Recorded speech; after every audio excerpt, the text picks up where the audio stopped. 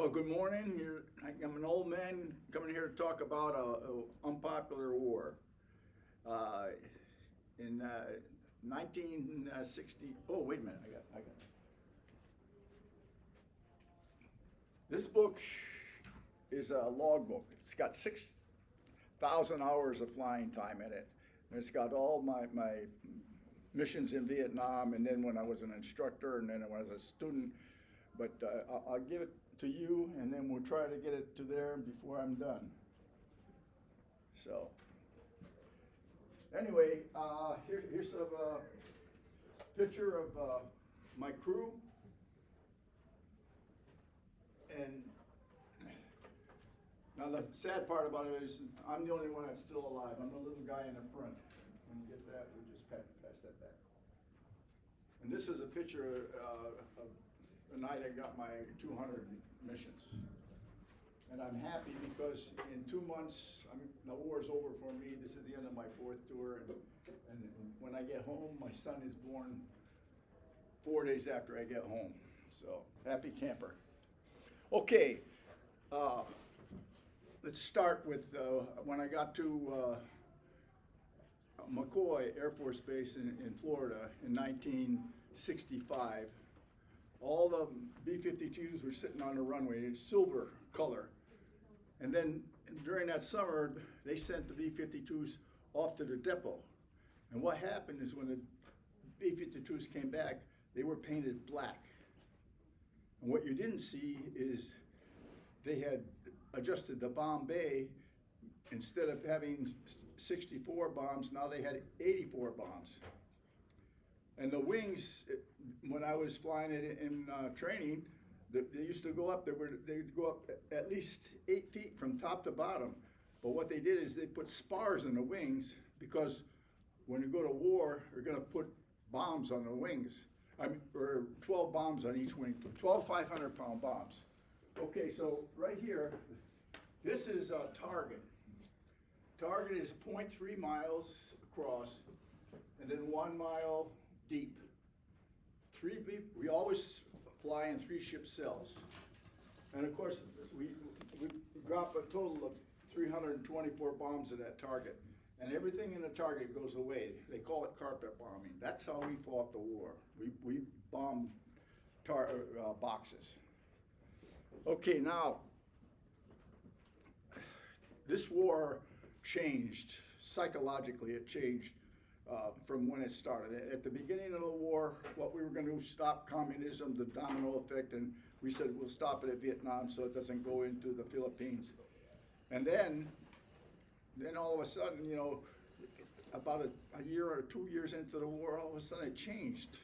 We found that we were stuck in the middle of a civil war. Okay, now we're going to jump right to 1968. Now, 1968.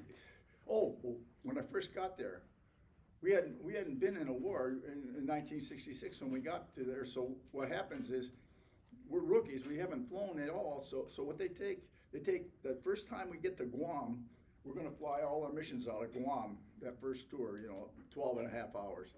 So they said, okay, we're going to split you. So each one of us went on a flight with a strange crew. We were separated. So what we were to do is go on, observe everything on that airplane. And then the second night, or 2 days later, we went on another one. And then 2 days later, then we were on our own. Now, the interesting part about it is those 2 flights, we went to North Vietnam to bomb in North Vietnam. For the rest of those 4 tours, our crew never went to North Vietnam. As a matter of fact, nobody went to North Vietnam until they went to Hanoi with Linebacker. So what happened was, evidently, there was kind of a truce made. They said, okay, no more bombing in Vietnam, in North Vietnam, because we do a lot of damage. You can tell by that. So they said, okay, you don't bomb here, and we won't bomb. We won't fly in our south or do any of that. Now, for the B-52, the advantage of that is now we have air superiority in the south. So there's no SAMs or no MiGs to shoot us down. So unless we have a mechanical problem or something, we're gonna drop the bombs and go home, our daily routine. So, but what happens is the Viet Cong say, okay, we can't go through the DMZ because that's no man's land, 20 miles of territory, like the one in Korea. And so what happens is they head west into Laos to the Magia Pass. And then the Magia Pass ties into the Ho Chi Minh Trail. And so they started infiltrating through here to the Ho Chi Minh Trail all the way down into Cambodia. And as they moved all their supplies and everything on, they built these little outposts all along the Cambodian Trail. Okay, so what they were doing is creating a locker room in Laos and Cambodia, because these are neutral countries. So basically, you're not supposed to be fighting in neutral countries. So basically, being a locker room, what they could do is go out, kill us, go back in the locker room, and then so that's what existed for a while. Now, here at Khe Sanh, were 6,000 Marines. They were to monitor Route 9, which is this line coming out here. And they kept Saigon aware of what was happening in this area. When the troops moved in, they told Saigon, so they would adjust, they called more troops and get things to counteract what was happening there. But in 1968, it's the time of the Tet Offensive. Now, the Tet Offensives, what happened is in late 1967, for those 3 months, they came down here and then they just infiltrated this country. It's kind of like what's happened to our country in the last 3 years. They just came in and got all the way. Now, in January of 1968, they said, okay, we're going to launch the Tet Offensive. So what happened is all these people are in position all over this country. And on January, when they bring up, or whatever signal they used, everybody got up and started fighting. Well, where we had bases, we had better equipment, better qualified people, and we could keep them down. But the bases were only in certain parts of the country. They weren't all over. So all the little hamlets and villages, they were overtaken by the Viet Cong. So the Viet Cong basically controlled almost all of South Vietnam at the end of Tet. And of course, it took a while to start to spread out and subdue them. But anyway, now in 1968, about that same time, all of a sudden, the Marines are getting artillery fire from the west, the north, the east, and the south. And what's happening is they can return it to the north and the east and the south, but the artillery fire from the west is actually coming from Laos, and the enemy has their artillery on a plateau up here, and the Marines are down here. Well, ballistics says that these guys can shoot and hit, but these guys couldn't get up there. So what happens is they ask for some air support. So for about a week or so, the gunships and helicopters came in, and they were doing quite a pretty good job. But then the president finds out that part of this Tet Offensive is this massing of troops up here to get around Marines. They were planning to get the 40,000, but they had 20,000 troops surrounding the Marines at Khe Sanh. And so he says it's going to take time for those guys to get together. You got 40,000 people to make an operation. You got to get everybody together. He says, I'm not going to give them any time. So he starts Operation Niagara. Now, Operation Niagara was a combination of B-52s, the Navy, and the Marines. And our job was to keep those guys from getting together to make an attack on there. So the plan was, we are going to bomb every 90 minutes. We bombed every 90 minutes for the entire siege of Khe Sanh, 57 days. By the time we had got done bombing, we had dropped more tonnage than all of the Allied aircraft in World War II. So think about that. That's amazing. And when I read it, I thought, I can't think about it. But you think one B-52 drops probably as many bombs as 2 full squadrons in World War II. In World War II, they only had about 8 bombs on one big bombers and 6 on the small ones. So, but anyway, so now we're dropping every 90 minutes. Now what happens is when the bombs come out of the B-52, you know, like here, they're kind of cockeyed. But what could happen is you might have a wind shift. And if you have wind shift, the bomb could hit against each other. And there's fins on the back of the bomb. And if those fins break, because, you know, like in an airplane, you put your flaps up to slow down and stuff, because the wind is pushing against it. Well, it can change the trajectory of the bomb. And the thing is, if a bomb comes off of this plane and goes to the right, or this one and goes to the left, it goes outside of the box. We have to have all those bombs in a box. And what that's called is a flyer. Now, what happens if the flyer goes out, it could hit one of our own people. It's a collateral damage. So President Johnson says, I don't want my guys getting hurt with it. So anyway, I have to draw this 5 times today.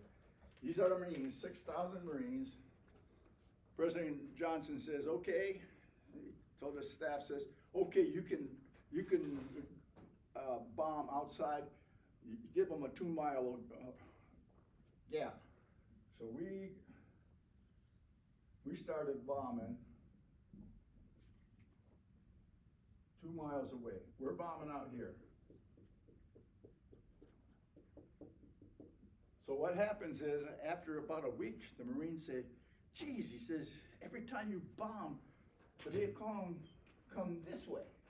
So we're bombing out here, so they come this way, and here, now they're in here.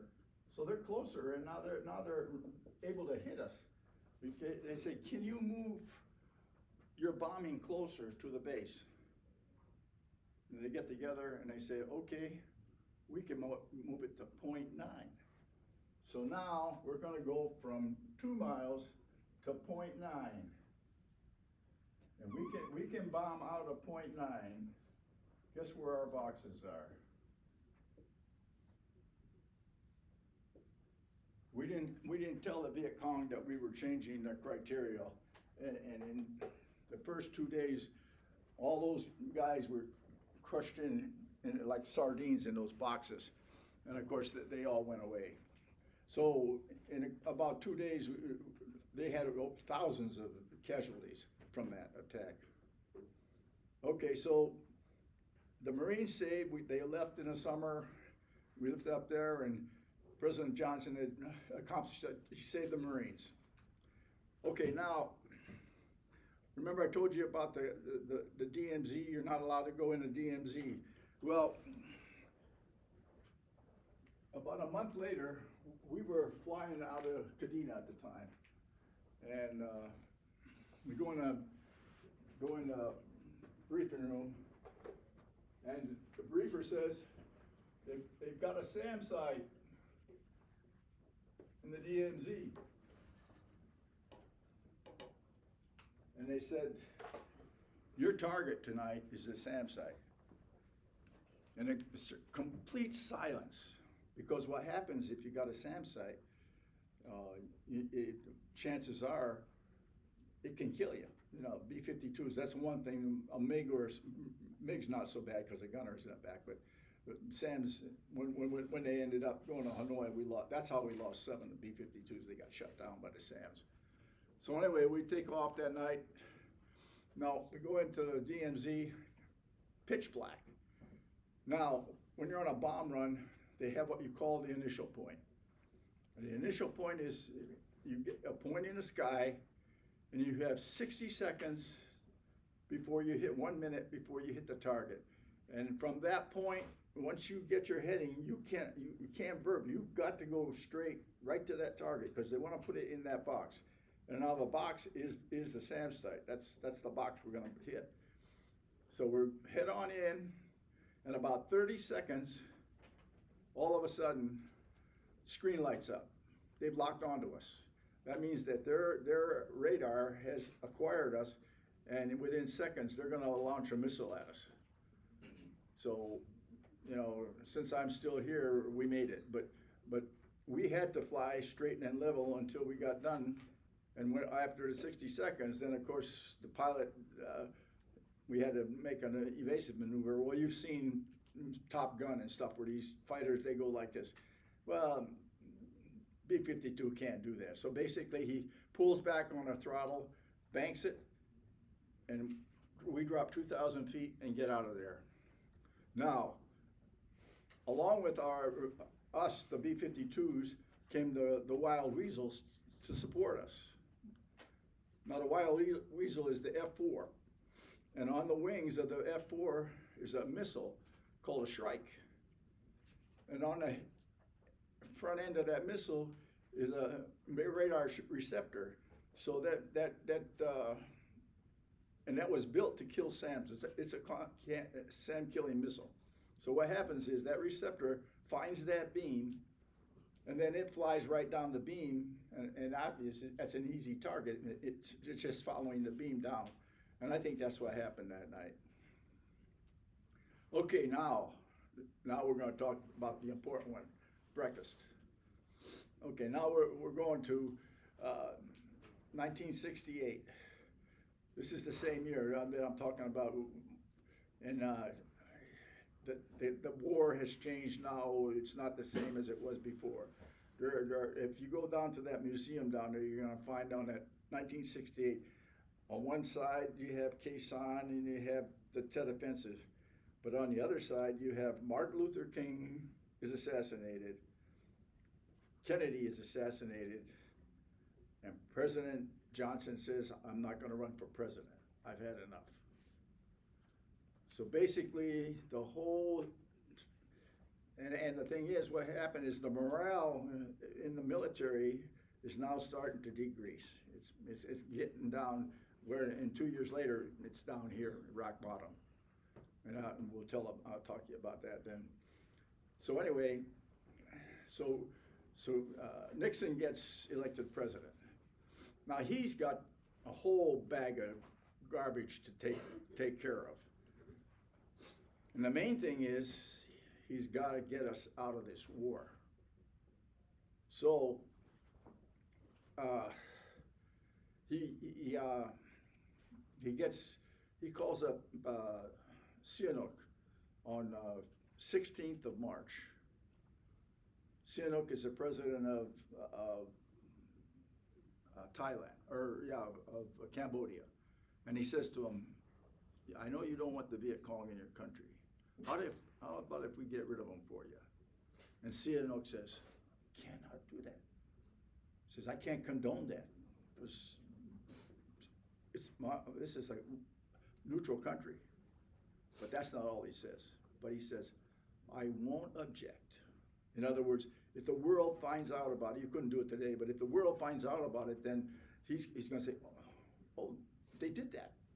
It had nothing to do with it.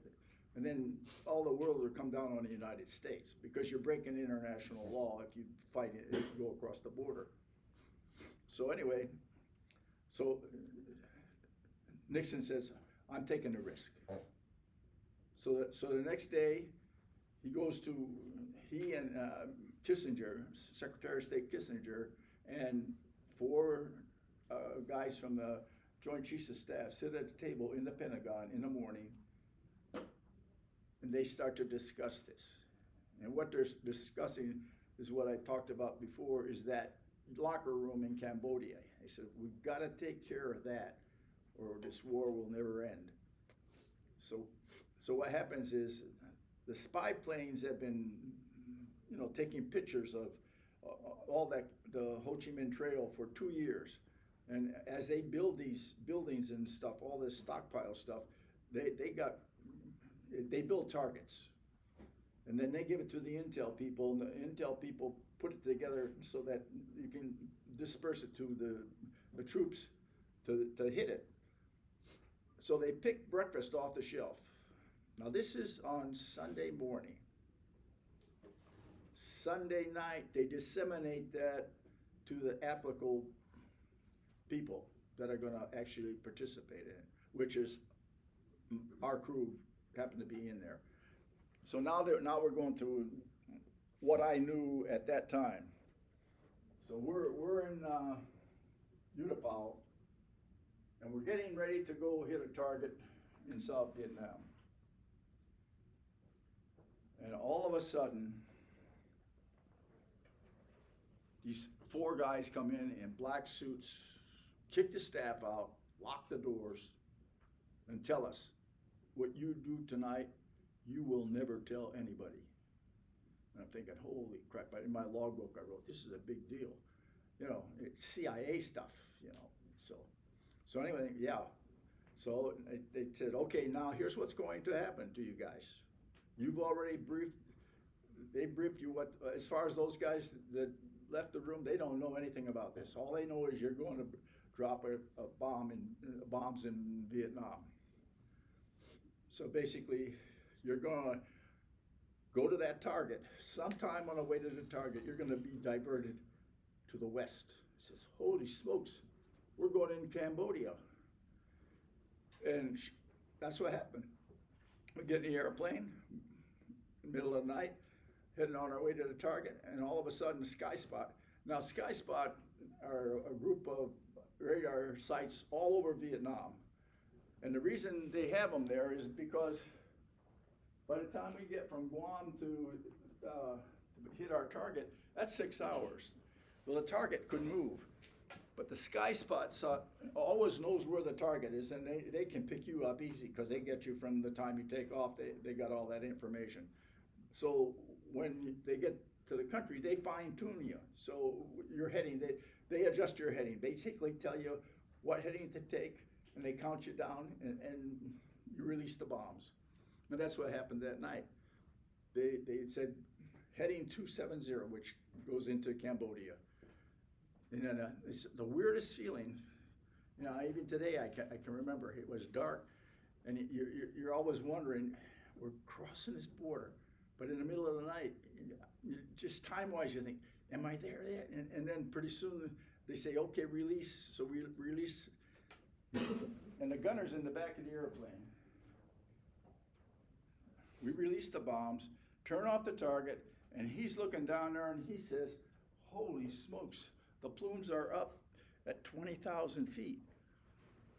So obviously we had secondaries. What that means is when the bombs hit, we got 300 and some bombs just our thing alone. Now we got 15 of us airplanes going in, so you multiply that by 5, you're gonna make some damage. So anyway, we get out of there, and then the gunner keeps talking about that after we got back to the hooch. And you know, this was the biggest mission in all our 4 years over there. This was the biggest bombing mission. Okay, now we're going to go back to what I knew then. So what happens is we release, we call Saigon or the base and say, hey, we hit that. And then we send another one to Saigon and say, the ball game's over. Okay, so, and then they send a message to Washington, and they say the ball game's over. 5 minutes after that gets to Washington, everything is destroyed. It never happened. Okay, now we're going to go back a little bit. Now, all I knew was we had 15 airplanes. We have to do it covertly, so it has to be in a short period of time. So you have 3 ships, we drop 1 minute behind, come the second airplane. So in 5 minutes, all 15 airplanes have dropped their bombs. The thing I found when I did research 30 years later is that it wasn't just our 15 airplanes. So 1 minute behind come the guys out of Kadena. They had slammed the doors on them 4 hours before that to me, before they did it to us. And then 6 hours, they had slammed the doors on the guys on Guam. So what happens is, there's 15 airplanes coming out of Kadena. They're 1 minute behind us. I had no idea. Obviously, they kept a secret from us too. We didn't realize the big plan. So basically, they dropped 1 minute behind us. So in 10 minutes, 30 airplanes have dropped their bombs. 1 minute behind them come the 18 airplanes out of Guam. So in less than a half an hour, the mission is completed. And of course, all those planes, sent that message and to Washington, and so it's non-existent. Now, the interesting part about this is that evening or early in the morning, the recon plan takes pictures of the damage. Far surpasses their expectations. So they made the right decision. They picked the right target because breakfast, the predication of breakfast being good, determined whether they were going to operate Operation Menu, which is breakfast, lunch, dinner, supper, desserts, snack, all the way up into Cambodia. So for the next year, going into 1970, all through 69 and into 70, they had missions similar to this, knocking out all these things. So by the end of 70, they had wiped out all the stuff that they had built in Cambodia was leveled. There was nothing left.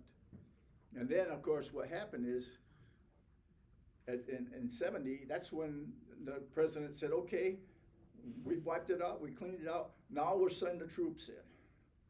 Well, when you're sending ground troops in, you can't hide that from the world. So all of a sudden, we're being criticized because we're going into a neutral country, which we know that it's safe because we wiped out everything in it, and the world's finding out about it. So, no, he's taking a lot of heat for this, But anyway, what happened is the peace conferences were going on, and the Viet Cong they aren't complaining about this, and the reason they're not complaining about it is they weren't supposed to be there.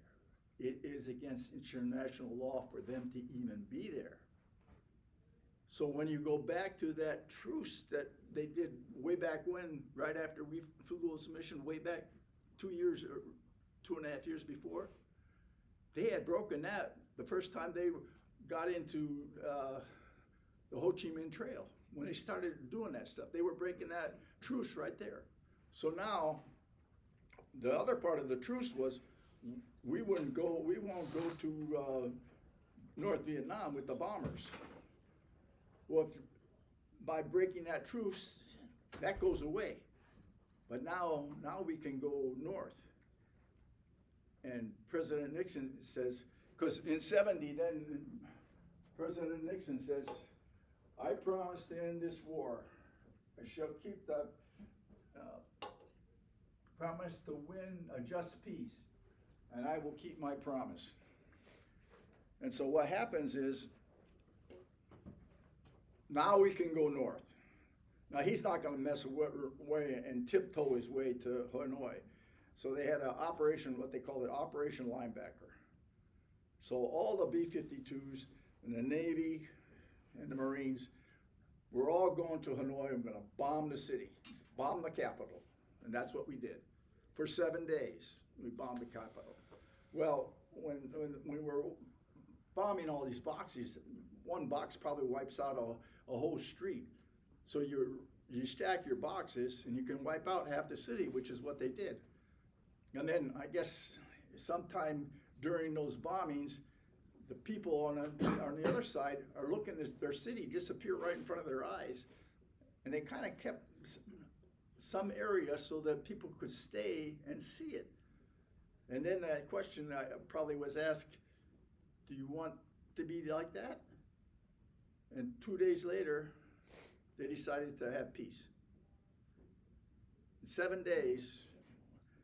And the thing about it, the sad part about it is, we fought that war for so many years, and we didn't have to. We fought it with our arm behind our back. You can't put the B-52s into North Vietnam. We did that, 6 years before that, they said they can't do that. Now, and I remember my navigator saying, well, in World War II, what did they do at the end of war? They mined the harbor. Well, we couldn't mine the harbor because the Russians would complain about it, so we didn't mine the harbor. And then North Vietnam's got a lot of dikes.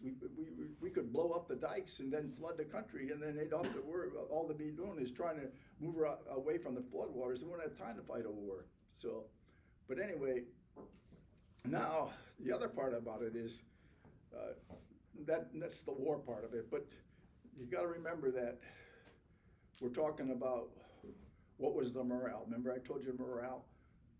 So what's happening is people are going over there and fighting, and then of course during the war, maybe some guy had more than one tour, but he gets back home and he sees people just degrading the soldiers that are coming back home, and then some of them, obviously word gets back to the people that are over there, and of course it's like if you're in a football game and your enemy, the opposing team is on that side booing you, well, you can expect that. But then all of a sudden on your own side, you got boos from your own side. So figure out what would be the morale on the field. I mean, that's what it was. They didn't know what they were fighting for. And it was a mind game then. So, but anyway, that's how the war ended. And I happened to talk to my brother-in-law. He was in the Navy. He was flying bombers off of the Independence at the time. And I asked him, I says, did you ever go to Hanoi? He says, oh, yeah. So I had been out of the war by then, but he actually bombed in Hanoi during that exercise. So, but sad war. Okay, now, sometimes during the war, an unusual thing happens on an airplane. We're flying a milk run down here, South Vietnam. And I call it a milk run because, like I said, no one's going to shoot us down. We're just going to drop the bombs. And we're number 2 in the airplane. And the pilot wants to watch the bombs come out of the airplane in front of us. Now, in the B-52, the instrument panel kind of concave, so you have to get up and look to see that. I mean, you're kind of back because it's kind of high. So he's looking up, and we're dropping the bombs at the same time, and all of a sudden, a rat comes up the instrument panel right in front of his, 2 inches from his nose, and he sits back. We're on a bomb run. We've been flying for 6 hours. And we got a rat on board. So the rat gets scared. He goes and jumps back in the instrument panel. So anyway, we gotta continue on the bomb run, and then we have to run a checklist. And we're gonna go to 45,000 feet, and then we're gonna go to the Philippines, and then drop down to 35,000 feet, get gas, and go back to Guam. So, but that's 6 hours. 6 hours with a rat on board. We decide, nah, that's not going to happen. We're going to take care of that rat. So as we're climbing up to 45,000 feet, we put our oxygen mask on, and the pilot dumps the pressure in the airplane. He dumps it. So all of a sudden, we got this ambient air coming from outside. It's cold at 45,000 feet. But he's dumped in, and all of a sudden the whole inside is nothing but fog, because all this air has come in, and then of course that dissipates. But the other thing is that the oxygen system, you're not just breathing it, but the oxygen system is tied to the barometric pressure. So at that altitude, the barometric pressure is dropping. So that oxygen system is pushing that air into your mouth. and you can't communicate because you're talking into a windstorm. So all of the syllables don't come out. So basically we said, we got 5 things on the checklist. Says, well, we'll just make a noise. And every time we make a noise, we'll knock off that thing. So we got through with the checklist. Okay, now we're at 45,000 feet, still on oxygen. So we were there for what, over 45 minutes before we get to the Philippines, which, you know, you couldn't survive that. So we get to the Philippines, repressurize, go down, and the pilot gets in the seat to take off for Guam. So in the long run, on the long missions, I was always the pilot or the co-pilot because, you know, we're going across the Pacific most of the time. I wasn't doing anything till we got into the country. So I would do one or the other. So that night I went in the pilot seat, and all of a sudden you hear this.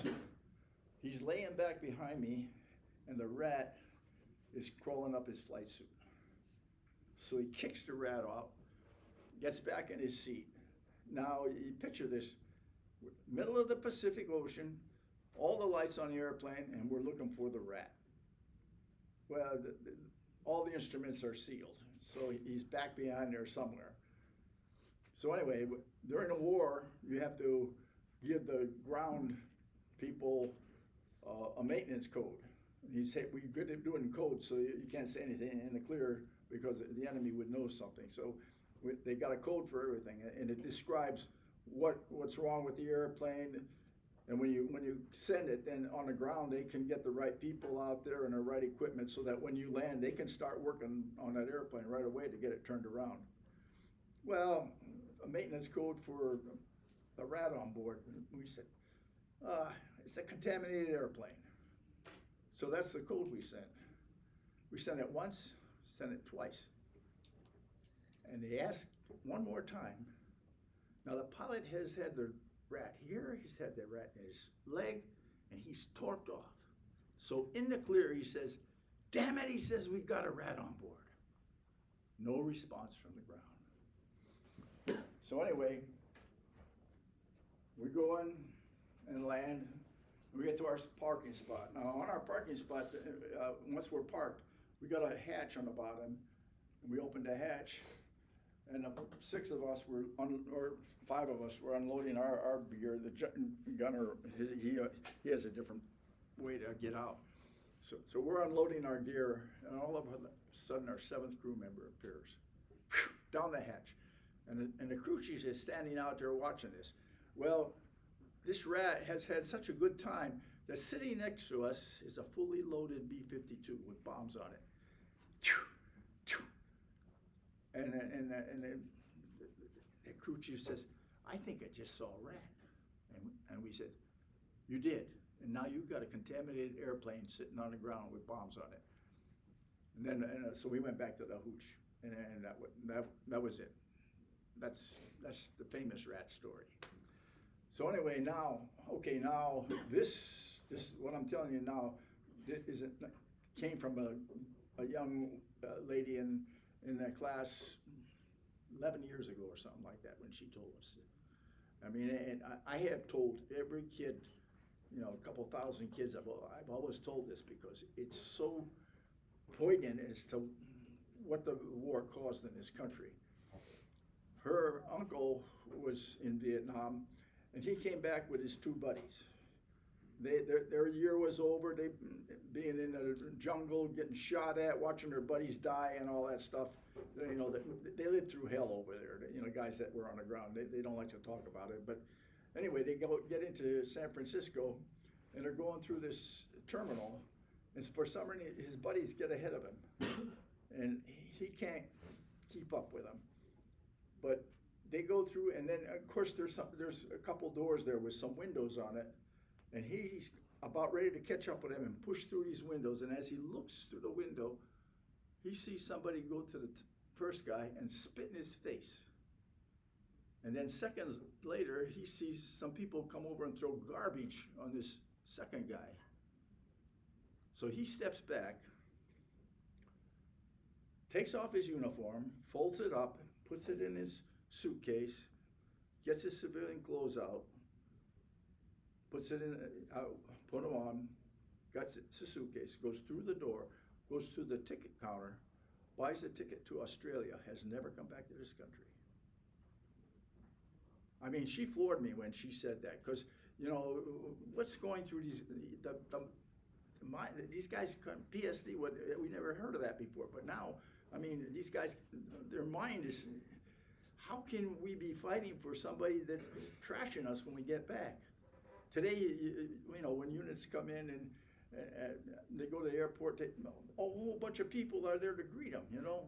That was one lesson we learned for sure. You don't see that anymore. It did a lot, because you got to respect the people there, because that's why you can have a free education. Your parents could have a free education because those guys in Vietnam, 58,000 men and women on that wall in Washington.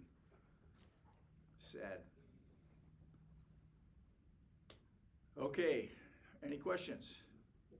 I'm going to start with the questions, and then you guys again make sure you are appreciative of this, but I never have asked you about, did you have a different feeling between when President Johnson was in charge and when President Nixon took over? Did anything change in the military for you as somebody that was a part of it? Yeah, well, it was pretty obvious. Okay, so you got to understand, Nixon was in the Navy, and he's the vice president of Eisenhower. Who was the, right. So you had it, you know, because I look at it from being a commander-in-chief's perspective. Now, he was highly qualified for that job, but, you know, when you get a politician that has never been in the military as a commander-in-chief, that doesn't check. Yeah. I mean, when you go back and see how many presidents were in the military, yeah. Because it's a chain of command thing. So anyway, since there aren't any questions, most of the people ask me, how did I get in the military and why? So in the 1950s, I went to school. I went to Ohio State. And it was a land-grant college, which the University of Nebraska and Iowa are. So in those days, any person all over the country that went through college had to take ROTC for 2 years. And part of that was, like, during World War II, what happens is you draft the people, and then you got to train them. Well, they figured, I think the mindset was that at least if they go take these courses for 2 years, they kind of know the psychological part and what has to, how the military operates. And then, of course, you do some training.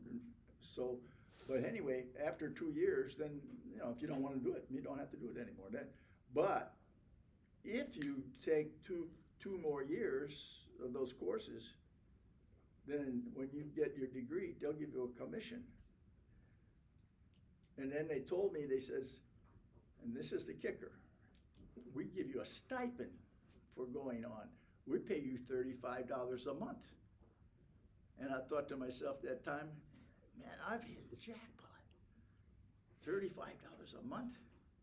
Yeah, and of course, this is the best part to watch ICE, because my tuition at Ohio State was $75 a quarter, which is 3 months. So when you figure it out, I had a profit. You know, they paid my tuition, and then this is for the rest of the time, because I went for, I had to go an extra half a year because of the number of ROTC courses that I had to take too. But Uncle Sam paid for it. But he bought me for 28 years.